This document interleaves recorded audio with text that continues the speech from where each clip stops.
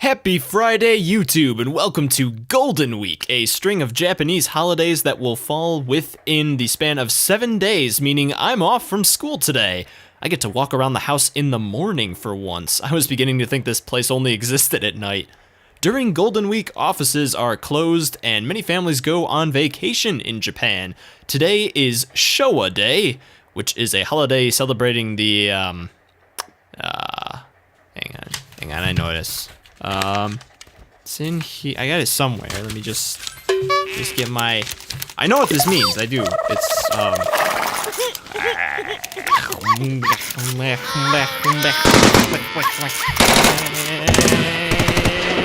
Oh, that's the one.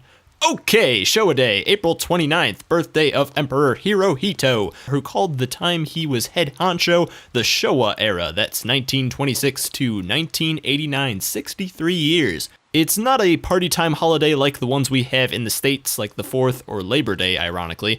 It's more introspective, or at least it's supposed to be. Showa Day is a day of reflection on Japan's past, specifically the time when Hirohito reigned.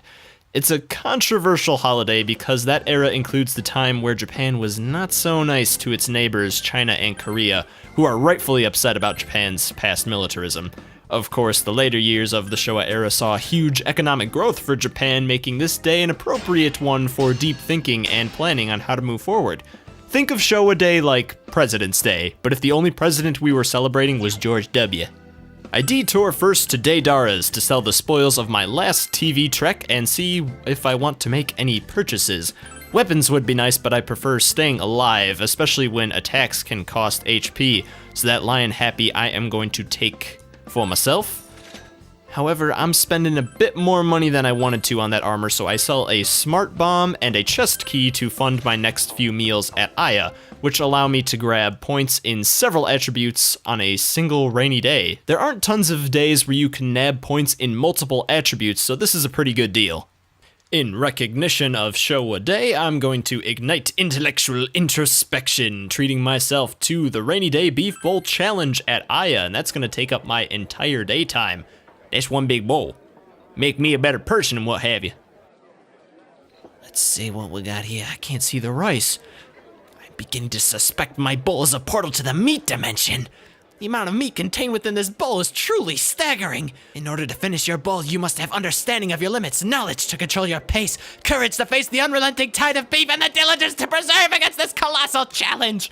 All these traits are necessary to eating this food. Ah, yeah. Ugh, I'm not strong enough today. But one day, I promise, we will come back and we will finish the bowl. There we go, the stats. Knowledge has changed to informed, level 2. Courage has increased. Thanks, Aiya. I couldn't have done this without. Hey, wait a minute. I didn't think of this before, but I, Holland Nandaba, Japanese citizen, just went to a Chinese diner on the day dedicated to the remembrance of the time where Japan oppressed China. Did I just make offensive, or was that meal out of respect, reverence, and an effort to apologize? This is making me think of the Washington Redskins debate. We're getting our culture on today, ain't we? Everything means something. Everything is gray. Oh, hey, TV. Let's watch. I know I can trust TV. It's telling me how to solve murders, and I get a lot of money for killing monsters inside of it. All the good stuff. Oh, jeez. See how defeated she looks? Way to lay it on, Dojima. This girl is only the one who maintains your house. I bet she files your taxes too, doesn't she? You negligent Adonis, you brilliant burly butt. Well, if there's one thing you can say about Nanako, she's quick on the rebound.